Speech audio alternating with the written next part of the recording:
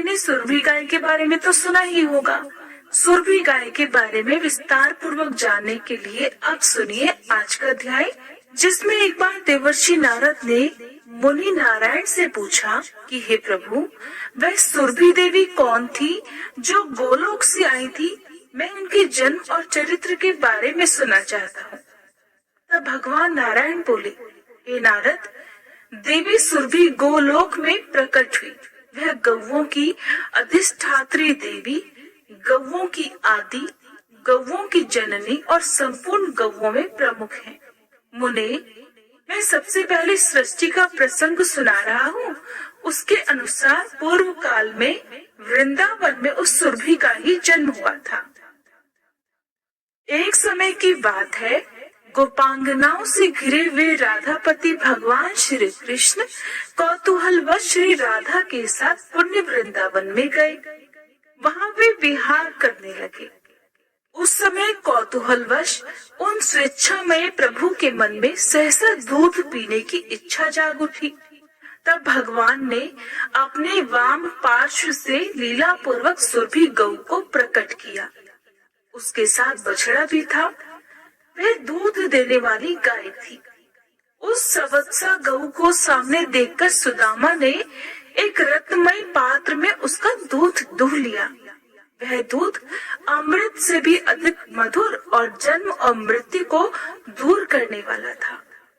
स्वयं गोपीपति भगवान श्री कृष्ण ने उस गरम गरम स्वादिष्ट दूध को पिया। फिर हाथ से छूटकर वह पात्र धरती पर गिर पड़ा और दूध पूरी धरती पर फैल गया। उस दूध से वहाँ सहसा एक सरोवर बन गया। उसकी लंबाई और चौड़ाई सब ओर से 100 योजन थी। गोलोक में वह सरोवर क्षीर सरोवर के नाम से प्रसिद्ध हुआ है। गोपिकाओं और श्री राधा के लिए वह क्रीड़ा सरोवर बन गया। भगवान की इच्छा से उस क्रीड़ा वापी के घाट तत्काल अमूल्य दिव्य रत्नों द्वारा निर्मित हो गए। उसी समय अकस्मात असंख्य कामधेनु वहाँ प्रकट हो गई। जितनी वे गौएं थी, उतने ही बछड़े भी उनके साथ सुरभि गौ के रोमकूप से निकल आए। फिर उन गौओं के बहुत से पुत्र पौत्र भी हुए, जिनकी तो संख्या गिन ही नहीं जा सकती।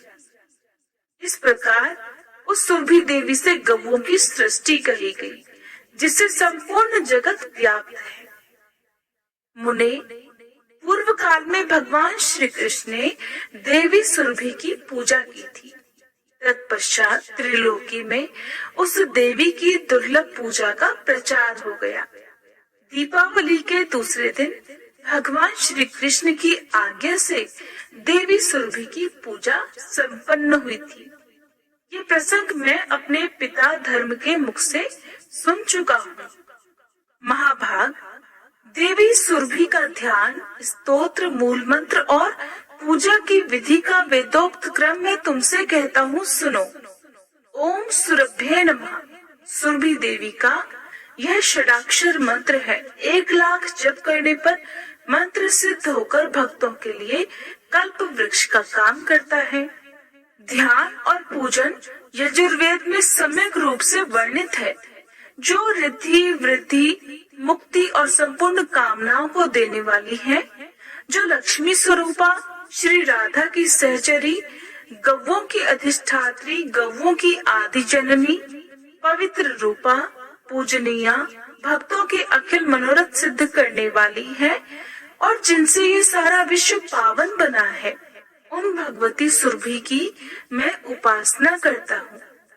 कलश, गाय के मस्तक, गौओं के बांधने के खंभे, शालिग्राम की मूर्ति, जल अथवा अग्नि में देवी सुरभि की भावना करके ब्राह्मणों को इनकी पूजा करनी चाहिए। जो दीप मालिका के दूसरे दिन अर्थात दिवाली के दूसरे दिन पूर्वान काल में भक्ति पूर्वक भगवती सुरभि की पूजा करेगा, वह जगत में पूज्य हो जाएगा। एक बार वारह कल्प में देवी सुरभि ने दूध देना बंद कर दिया। उस समय त्रिलोकी में दूध का अभाव हो गया था। तब देवता अत्यंत चिंतित होकर ब्रह्मलोक में चले गए। और ब्रह्मा जी की स्तुति करने लगे। फिर ब्रह्मा जी की आज्ञा पाकर इंद्र ने देवी सुरभि की स्तुति आरंभ कर दी। देवराज ने कहा, देवी और महादेवी सुरभि को हमारा बारंबार नमस्कार है। आप गौओं की बीज स्वरूपा हो, आपको नमस्कार है। आप श्री राधा को प्रिय हो, आपको नमस्कार है।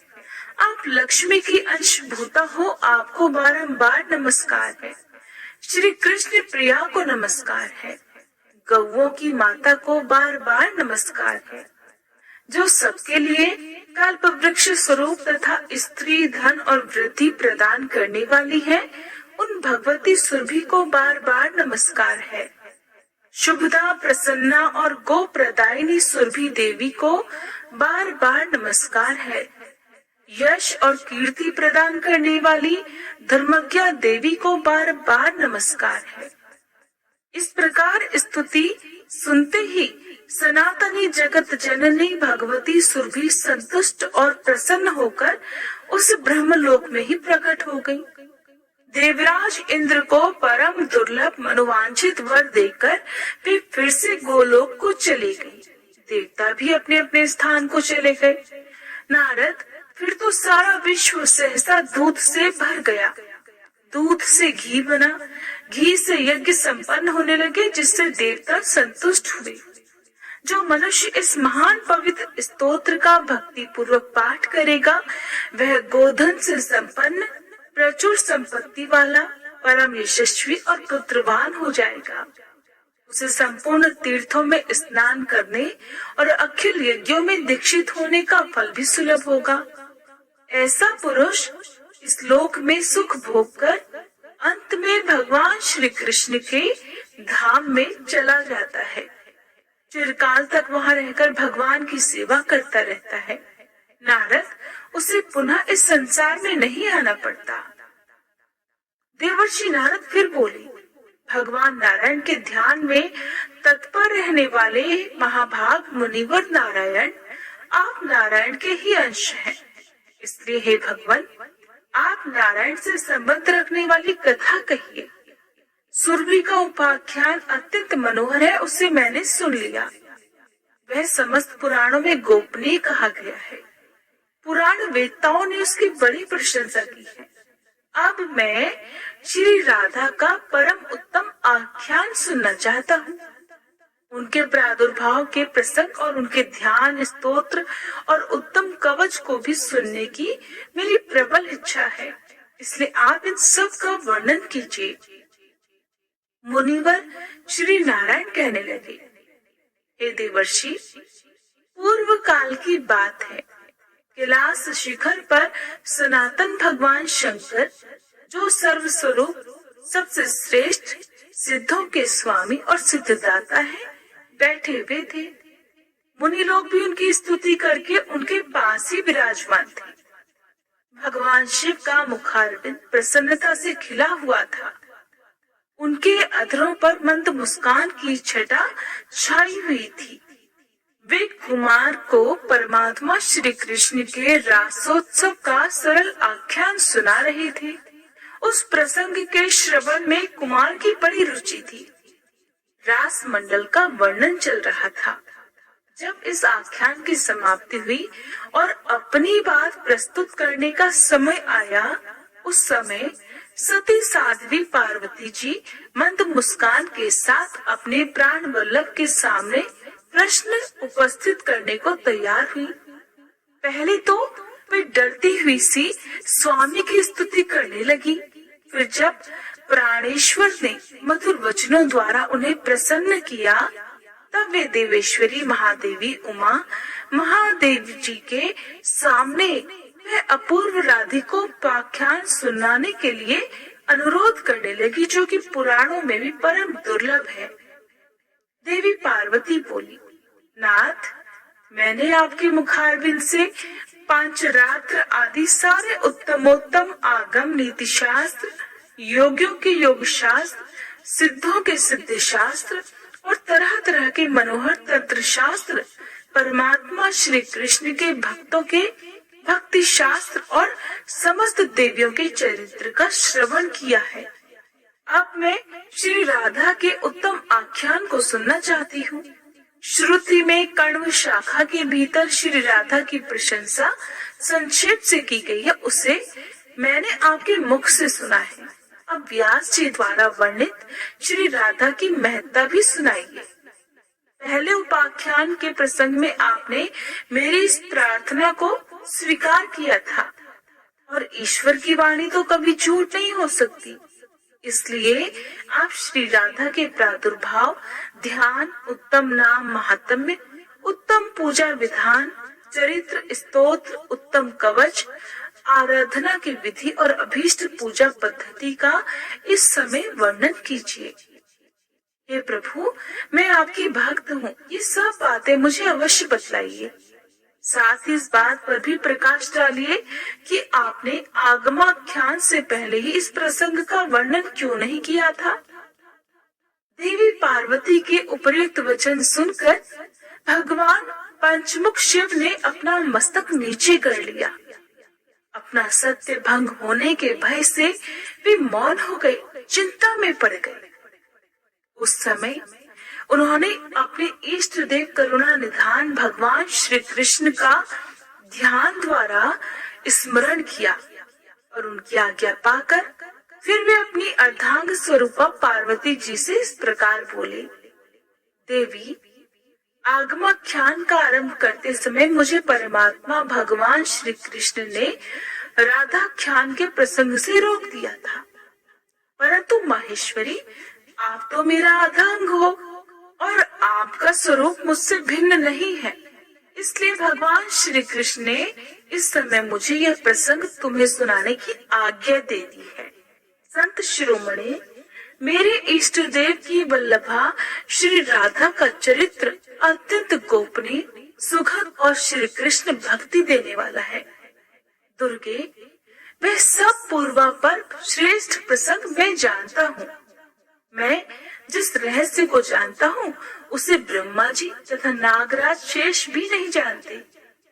सनत कुमार, सनातन, देवता, धर्म, देवेंद्र, मुनीन्द्र, सिद्धेंद्र और सिद्ध पुरुंगों को उसका ज्ञान नहीं है।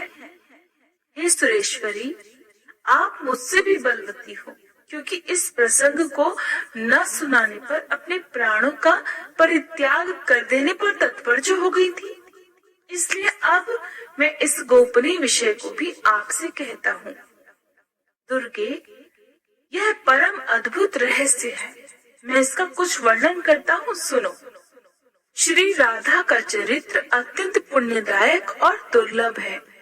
एक समय रासेश्वरी श्री राधा जी श्याम सुंदर श्री कृष्ण से मिलने को तत्पर हुई। उस समय वे रत्नमय सिंहासन पर अमूल्य रत्न भरणों से विभूषित होकर बैठी हुई थी। अग्निशुद्ध दिव्य वस्त्र उनके श्री अंगों की शोभा बढ़ा रहा था। उनकी मनोहर अंग कांति करोड़ों पूर्ण चंद्रमाओं को भी लज्जित कर रही थी। उनकी प्रभा तपाए हुए सोने के समान जान पड़ती थी और वे अपनी ही दीप्ति से दमक रही थी। शुद्ध स्वरूपा श्री राधा के होठों पर मंद मंद मुस्कान खिल रही थी। उनकी दंत पंक्ति बड़ी ही सुंदर थी और उनका मुख शरत काल के प्रफुल्ल कमलों की शोभा को भी तिरस्कृत कर रहा था, उन्हें भी मात दे रहा था। वे मालती सुमनों की माला से मंडित रमणीय केशपाश धारण करती थी। उनके गले की रत्नमयी माला ग्रीष्म ऋतु के सूर्य के समान चमक रही थी। कंठ में प्रकाशित शुभ मुक्ताहार गंगा की धवल धार के समान शोभा पा रहा था। आप सभी श्रोतागण यहाँ पर बहुत ध्यान से आंखें बंद कर राधा रानी के स्वरूप का ध्यान कीजिएगा। जो जो कथा में सुनाया जा रहा है उन्हीं सब बातों का ध्यान करते हुए आप राधा रानी को याद कीजिए। रसिक शेखर श्याम सुंदर श्री कृष्ण ने मंद मंद मुस्कुराती हुई अपनी उन प्रियतमा को देखा। प्राण वल्लभा पर दृष्टि पड़ते ही विश्वकांत श्री कृष्ण मिलन के लिए उत्सुक हो गए। परम मनोहर कांति वाले प्राण वल्लभ को देखते ही श्री राधा रानी उनके सामने दौड़ती चली गई। देवी उन्होंने अपने प्राणाराम की ओर धावन अर्थात दौड़ना प्रारंभ किया, इसलिए पुराण वेत्ता महापुरुषों ने उनका राधा ये सार्थक नाम निश्चित कर दिया। राधा श्री कृष्ण की आराधना करती है और श्री कृष्ण श्री राधा रानी की। वे दोनों परस्पर आराध्य और आराधक हैं। संतों का ऐसा कहना है कि उनमें सभी दृष्टियों से पूर्णतः समता है, वे दोनों एक ही हैं। महेश्वरी, मेरे ईश्वर श्री कृष्ण रास में प्रिया जी के दौड़ने वाले कर्म का स्मरण करते हैं, इसलिए वे उन्हें राधा कहते हैं, ऐसा मेरा अनुमान है। दुर्गे, भक्त पुरुष रा शब्द के उच्चारण मात्र से परम दुर्लभ मुक्ति को पा लेता है और धा शब्द के उच्चारण से वह निश्चय ही श्री हरि के चरणों में दौड़कर पहुंच जाता है। रा का अर्थ है पाना और धा का अर्थ है निर्वाण अर्थात मोक्ष। भक्त जन उनसे निर्वाण मुक्ति पा लेता है, इसलिए उन्हें राधा कहा गया है। श्री राधा के रोम कूपों से गोपियों का समुदाय प्रकट हुआ है और श्री कृष्ण के रोम कूपों से संपूर्ण गोपों अर्थात ग्वालों का प्राकट्य हुआ है। श्री राधा के बाएं भाग से महालक्ष्मी जी का प्राकट्य हुआ है।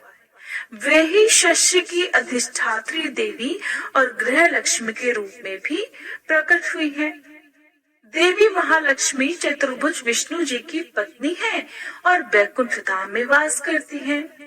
राजा को संपत्ति देने वाली राजलक्ष्मी भी उन्हीं की अंशभूता है।